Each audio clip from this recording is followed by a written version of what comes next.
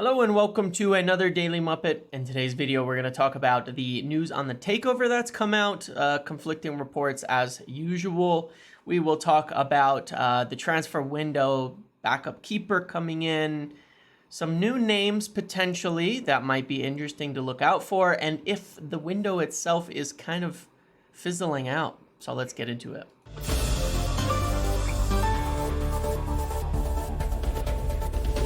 All right, so obviously, first and foremost, on the takeover front, it's interesting because, we've been getting for a few weeks now from Neil Custis out the Sun some very strong reports that Sheikh Jassim and his Qatari bid are set to win the battle for the takeover of Manchester United, that they're in the due diligence phase, that they're moving forward with getting a deal done. And now again reporting yesterday that it is set to be announced not that far in the future, as soon as September, with him taking over in mid-October. At the same time, you've had, between the first report of August 4th and today, you had reports from Ziegler at the time saying that it is stalled and Ineos are trying to figure out creative solutions. You've had, as well, you had some reports last week from Luckhurst, ESPN, and others that Qatar thought maybe the deal was kind of off. And then following last night's report, obviously you've had some people looking into it. And Mike Keegan and Sky Kavi, who have obviously been two of the people who've been very close to the Qatari camp throughout this process, have said that it does not look like there's any winner or deal imminent, and that the bid remains on the table, but things are still stalled. So it's really odd how strong the reporting is on this from Custis, this story, with, as it stands, nobody corroborating it.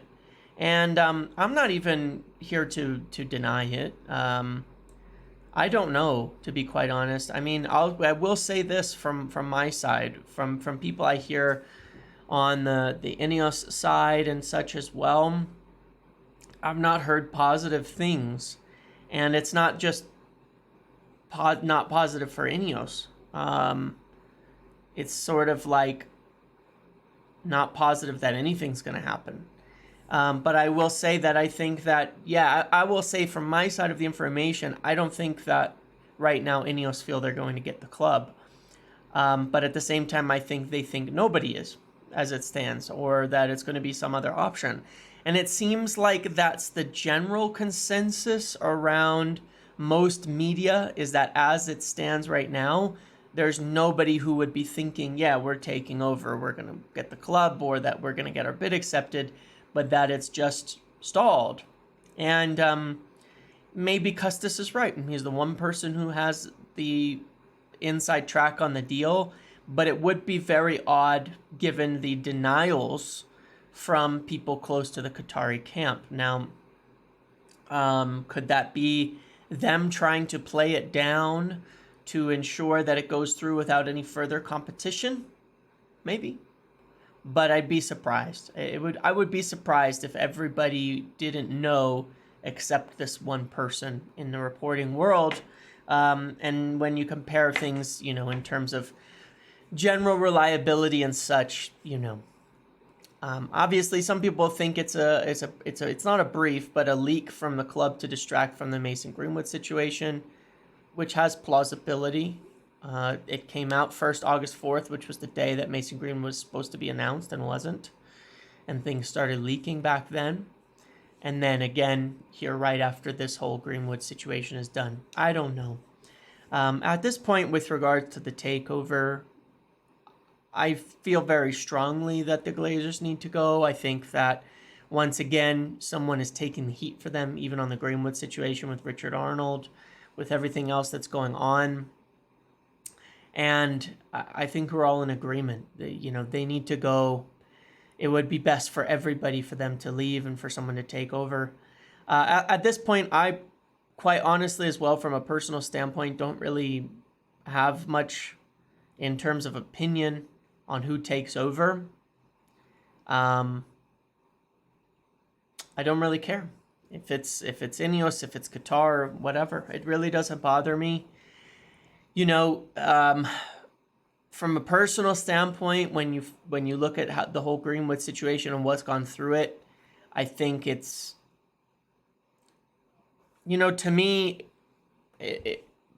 I just see that, again, I think there's just some hypocrisy in the first case, okay? Because I see a lot of people who, when it was down to Qatar and things like that, that were very willing to close their eyes to any potential links to things like human rights abuses, the migrant deaths from the World Cup, and the concerns that I think are valid around the record of the Qatari state. And a lot of said people were also vehemently opposed to Mason Greenwood returning for moral reasons. And it doesn't really make sense to me how you can, a lot of people said, look, we just want new owners, and ignoring the rest, and it's not important to them. It doesn't, I feel that there's a bit of a disconnect, especially with a lot of media on that. That's not to say that one has to be morally opposed to a Qatari takeover. I think it's, again, something people decide for themselves. But at this point in time, my feelings on it are slight detachment from it. I'm kind of tired of all the fighting and the drama and the argument. Phil Brown, who I like and I talk to a lot, and he's a good friend, had tweeted that he just wanted to watch 11 people kick a ball around, but now it's like you have to know finance and economics and geopolitics and all sorts of things to keep up, and that is how it feels. I have, after everything this summer, after the takeover process, after Greenwood, I have a exhaustion with the idea of caring about what goes on in this respect, and all of it. Like I've said for a long time as well, I'm not going to be cheering for any kind of billionaire as a great person or an ethical person. There's concerns with Ineos, there's concerns with Qatar, there's going to be concerns with anyone who comes in, and I don't really care. And so when it comes down to football, I just want someone to take over. I don't think we have much evidence of who would be better or worse in that regard. And I think it's unfortunate that it continues to drag out. I do feel like we will get some kind of update in the next few weeks. A while back, there was talk about an update coming after the transfer window, and it never came. Sorry, not after the transfer window, but after the tour, and it never really came.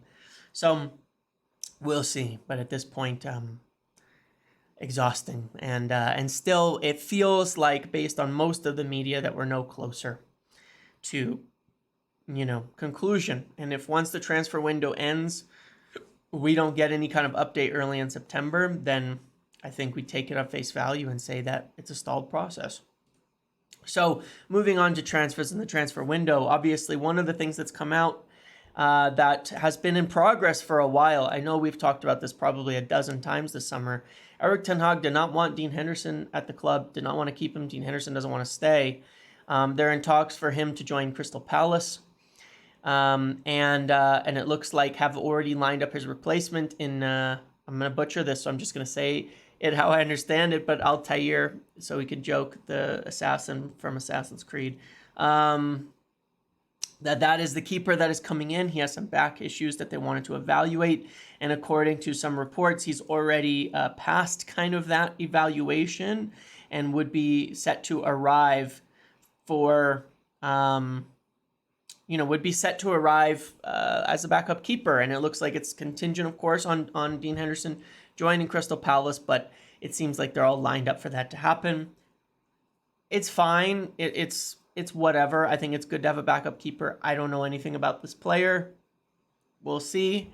Tom Heaton, obviously I think it's unfortunate. It seems like for some reason we always want three keepers.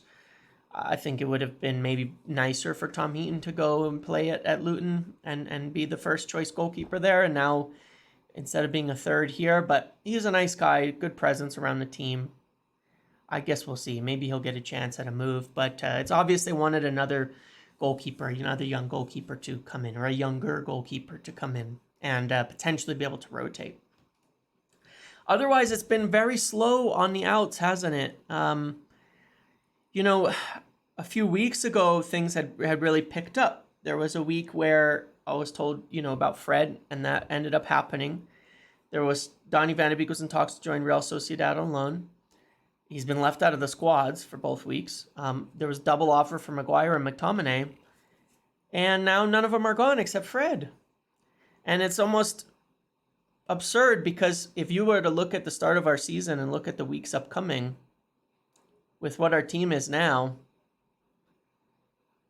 maybe people would disagree with me, but I think Fred is the one player that, of that whole group, that I would rather have seen here. And I know I value Fred and all of that. But when you watch the team play and people have been sitting there going, man, you know what? Maybe having a hyper-energetic midfielder who moves, pushes the tempo, presses, passes, does all of that, even if his quality isn't always 100%, would have been nice to have for some of these games. And might be nice to have with Mason Mount injured too.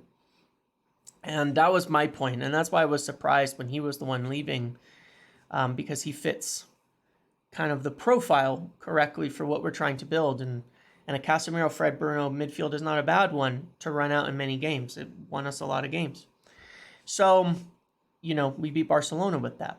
So, it's concerning how slow it is. It's concerning, problematic it is. The center back thing, I know that obviously it's people are all about, the Maguire payoff, and there's a lot of talk on that. And there is that factor. That was something that was never fully agreed. But there is also the replacement factor and the plans to buy a new center back or 2 new center backs next summer. I'm less concerned about that because a backup center back is not on my highest list of priorities. I think that Maguire and Lindelof are suitable as backups. I think obviously and Varane has been, I think, our best player to start the year. So why would we buy someone to start over him? And, I don't think they would anyway. So, I think maybe next year that becomes more of a factor. However, in the other positions, it's concerning to me. I think United need absolutely another midfielder, and then they need another forward.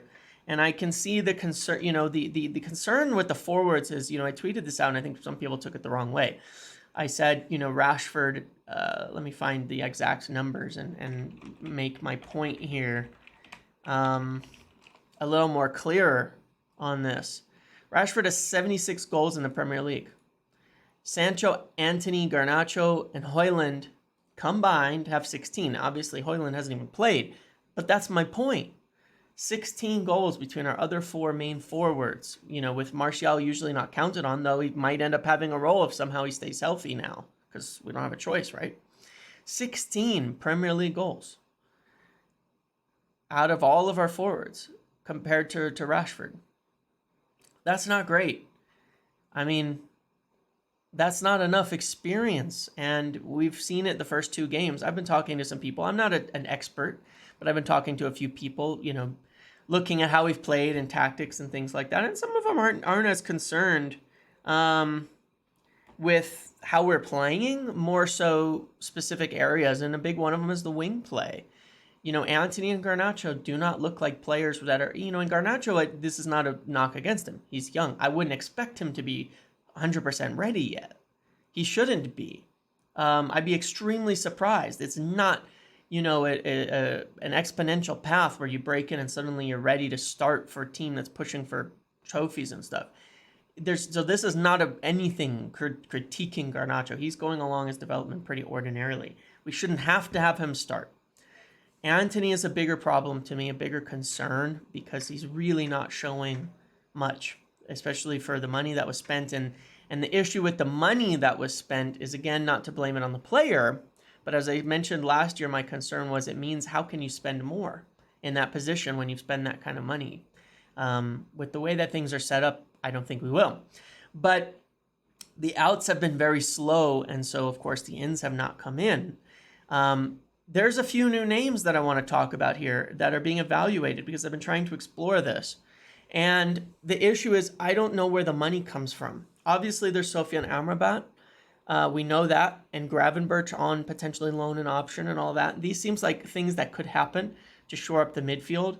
When you look at Gravenberch, if we want to keep this midfield profile going, with Casemiro deep and these 2 8s, then if Kabi Mainu is viewed as that later on 6, then Mount and Bruno, you want some continuity for them because Eriksen and Scott can't really do the same role. Gravenberch fits that. Again, I don't know if he's the right player, but he does fit that. It actually makes sense. It's also why I would have kept Fred. But regardless, it makes sense to me. I would like to see Hannibal in there too as depth, but those make sense. Amrabat obviously plays in a little more of an in-between role and things like that too. Then there was Onana and there's slight adjustments, and it just depends which way United want to go and also if they have any money. The other name that I was told to keep an eye on, and this has been reported kind of tentatively from France, is Verratti. And obviously he's got injury issues. His playing time history is not that great. He's 30. It looks like he's more likely to move to Saudi. But I was told that United have at least considered it when it was. There's reports that have been out there that he's been offered to United or that United have been around it, and I have been told that it's true that they've considered it and they have been thinking about it as a player who can play deep, who could cover Casemiro, who could play next to Casemiro. He's a fantastic player when he plays. Obviously, biggest thing is his playing time history, but if he doesn't have to play every game. Fantastic player. I mean, Bruno, Verratti, Mount, Casemiro, Kabi Manu, Eriksen. This is a good squad of players to allow you to do a lot of things and add a lot of quality. But, you'd still need to buy next year to reduce that age a bit. And the concerns are the cost and wages and stuff are significant. I don't see how the money would be there. So I don't know. I don't think that's going to happen. I think it's probably more likely, being dangled for United because of the Saudi stuff and speeding them up.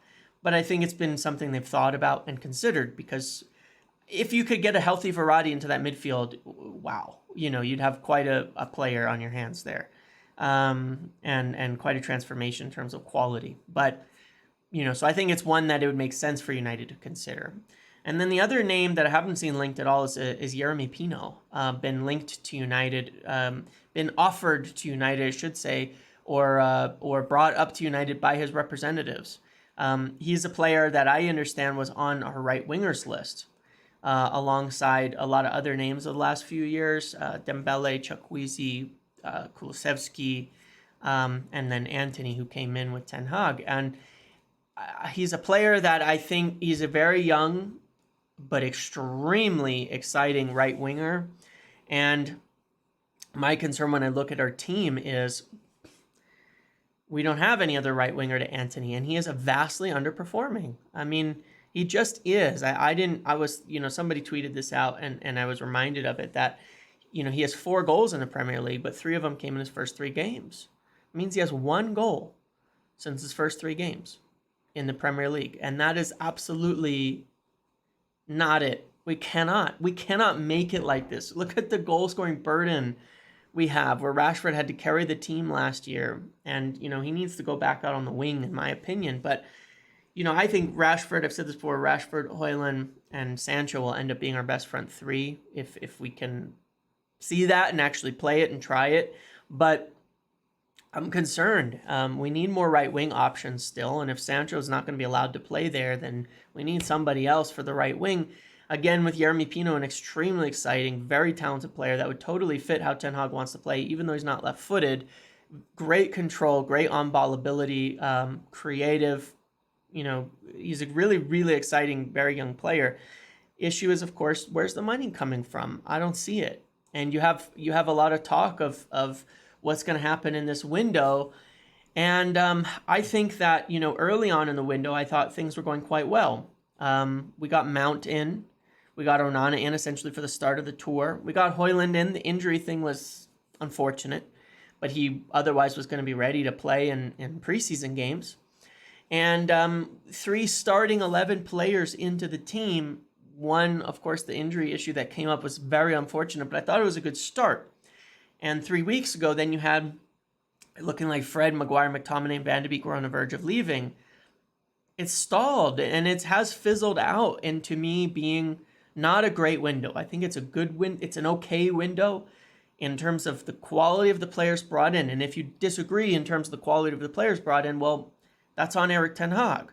These are his choices. These are his players. This is what he wanted for his starting 11. So if you say, well, it's a bad window because we bought Mount, that's on the manager. He's being given a lot of the opportunity to choose and buy players. I don't think that's the case. I think these signings are actually all pretty good and going to work out well. I think they're probably better than last summer, even though it doesn't necessarily look like it. Outside of Casemiro, Lissandro and Casemiro are great signings, but I think these are better long-term signings for the club.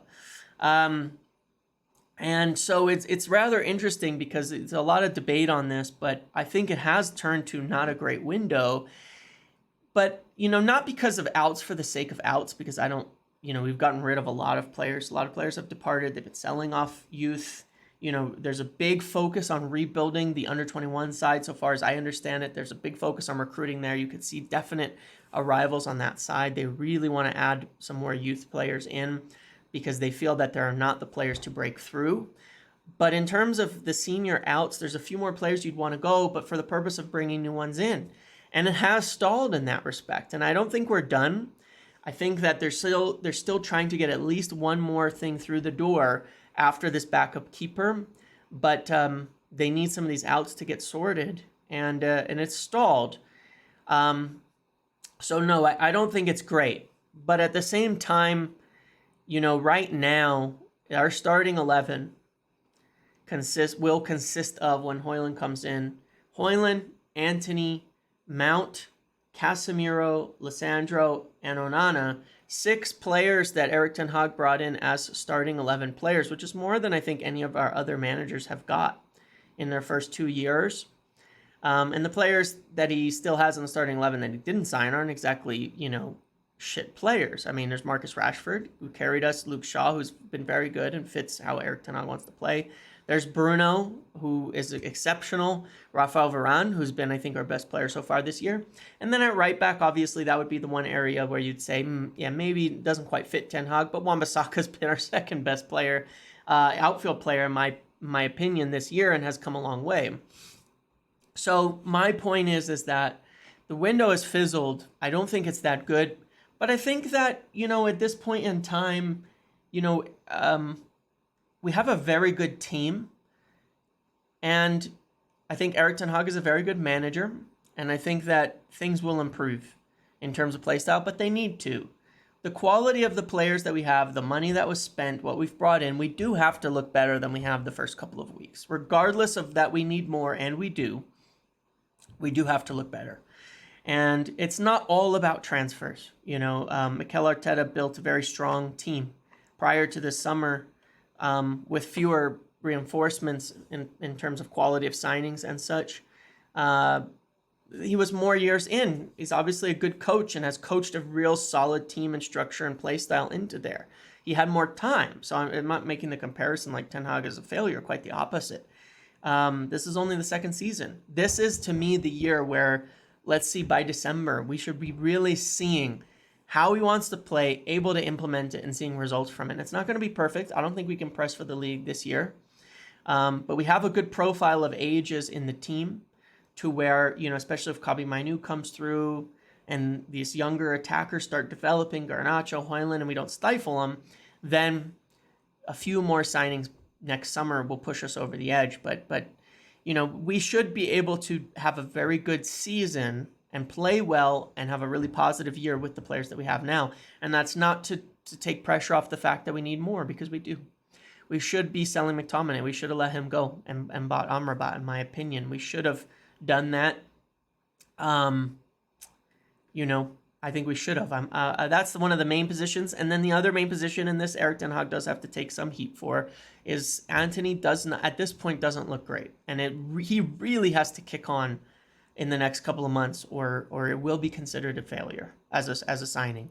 And that's not to say there aren't other ones. You know, Sancho has to get going too, but in terms of who Erik ten Hag signed, it's that, because it was a lot of money, and we may need another player there, and that could be a real problem.